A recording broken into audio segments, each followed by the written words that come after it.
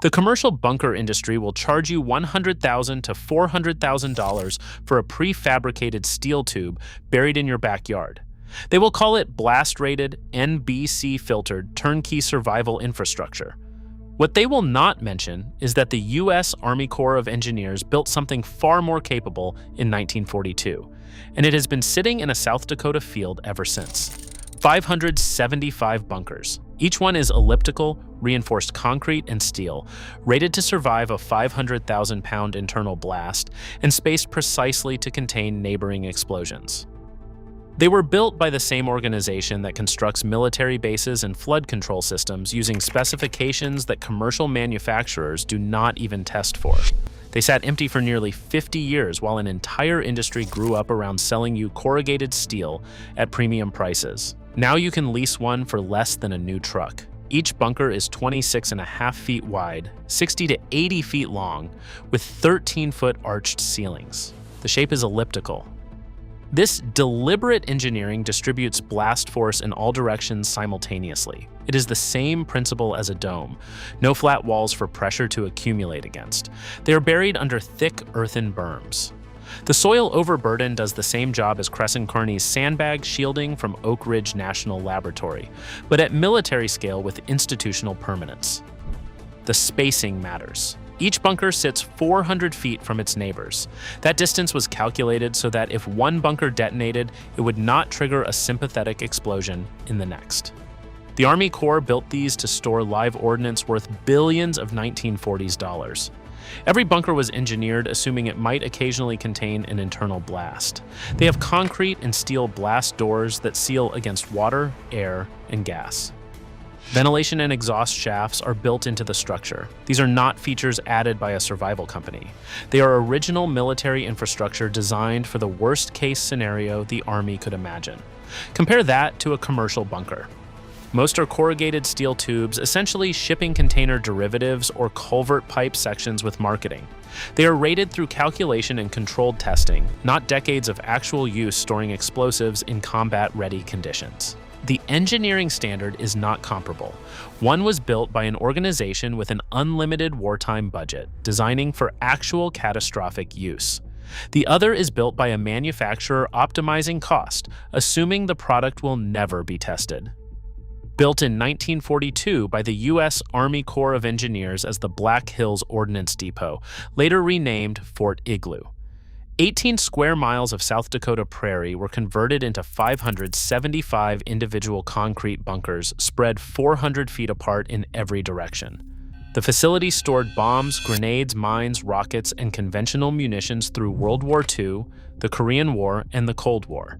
At its peak, the surrounding town of Igloo housed over 5,000 people, military personnel, civilians, and families, operating what was essentially a small city built around controlled explosions. The facility was decommissioned in 1967 when the Army centralized munition storage elsewhere. It was sold to the city of Edgemont and then to local cattle ranchers. The bunkers sat completely empty for nearly 50 years. Not because they failed, not because they were obsolete, because blast-rated concrete bunkers engineered for wartime explosions have zero commercial value in peacetime. They are overbuilt for any civilian application, too remote for development, too expensive to maintain with no revenue.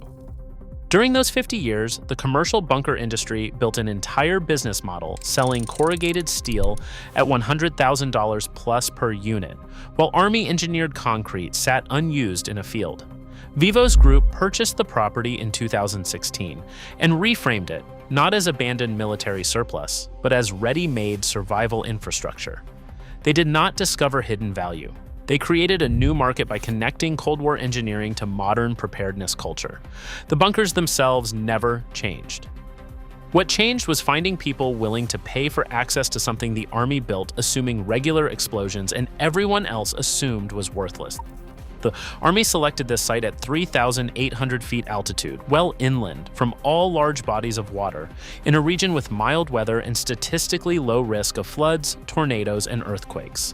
They ran the same threat assessment a prepper would run today, and they had better intelligence than any commercial bunker company. The location is surrounded by the Black Hills' natural geographic shielding on multiple sides. It's approximately 100 miles from the nearest known military nuclear targets as assessed in 1942. The site selection wasn't accidental, it was strategic. But here's the part Vivos marketing glosses over. F.E. Warren Air Force Base sits 90 miles away in Wyoming. It's an active ICBM field housing 150 Minuteman III missiles. In an actual nuclear exchange, this region would be heavily targeted. The 1942 calculus for safely storing munitions is completely different from the 2025 calculus for surviving near an active missile field. The Army picked this spot to avoid accidents during peacetime logistics.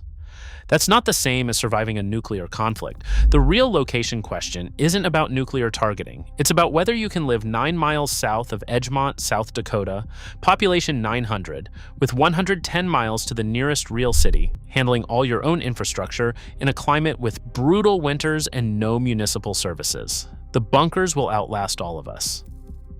Whether the life that comes with them is one you actually want is a different question entirely. Vivos charges $25,000 upfront for a 99-year lease plus $1,000 annual ground rent.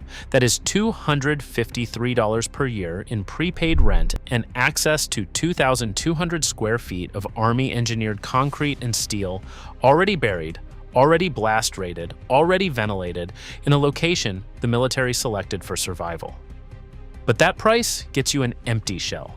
No utilities, no interior walls, no plumbing or electrical beyond what the Army installed in 1942, which is essentially nothing usable today. Realistic retrofit costs are $30,000 to $50,000 for a basic build-out if you are doing most of the work yourself. Add $15,000 to $40,000 for utilities infrastructure, solar panels, battery banks, a septic system, and a water well or cistern.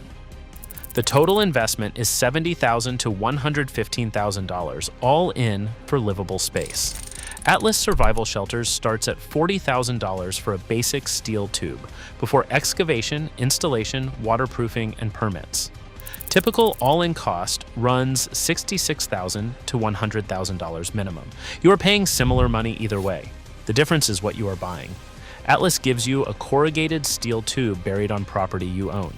Vivos gives you access to concrete the Army Corps built to contain explosions on land you lease, in a community of 574 other families instead of isolated in your backyard.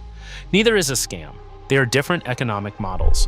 One is retail custom fabrication. The other is accessing surplus military infrastructure someone else paid $7 million in 1942 to build. You're leasing, not owning. The 99-year ground lease means Vivos owns the land and the bunkers. Your $25,000 is prepaid rent, not equity. You cannot get a traditional mortgage because it is not real property. You cannot sell independently. Transfers go through Vivos under terms they control. The company has faced multiple lawsuits from residents over unfulfilled amenities. An FBI inquiry in 2020 investigated potential fraud complaints related to undelivered services at other Vivos properties. No charges were filed, but the investigation happened. The pattern is clear: marketing promises do not always match what is actually built on site. Ongoing HOA style. Fees beyond the initial lease cover road maintenance, security, and common areas. Disputes over what is included versus what costs extra are common enough to show up in public records and complaint databases.